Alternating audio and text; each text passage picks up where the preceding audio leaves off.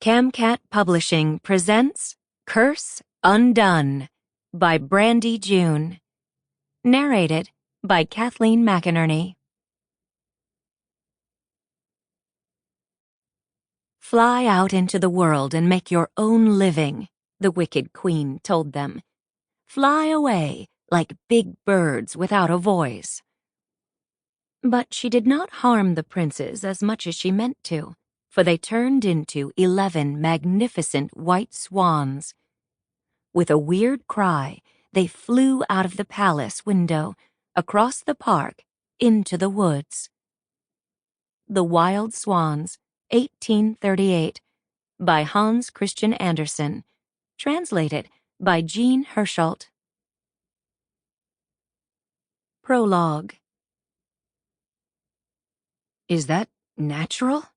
Casper asked, staring out at the dense mist that spread through the trees ahead, filling the distance with a milky cloud.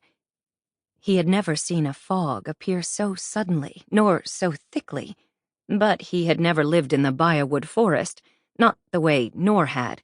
He wasn't going to tell her she was keeping them alive as they made their way home, but they both knew that her years as a swindler and thief living in the woods made her adept at surviving on their trek.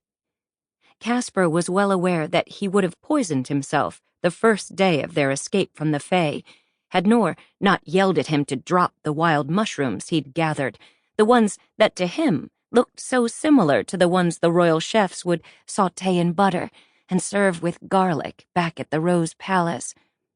He had not thought to dig up edible roots, nor noted how the ground was littered with acorns and pine nuts.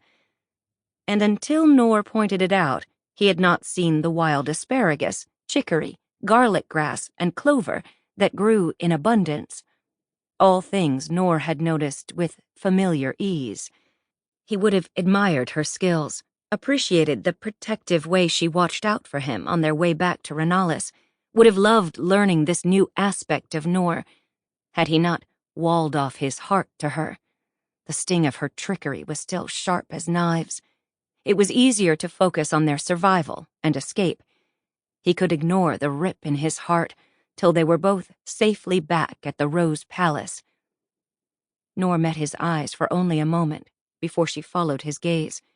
She turned the way they had been coming, back toward Magnamel, land of the fairies. The air was clear, the bright sun filtering through the leaves, a reminder that it was still summer.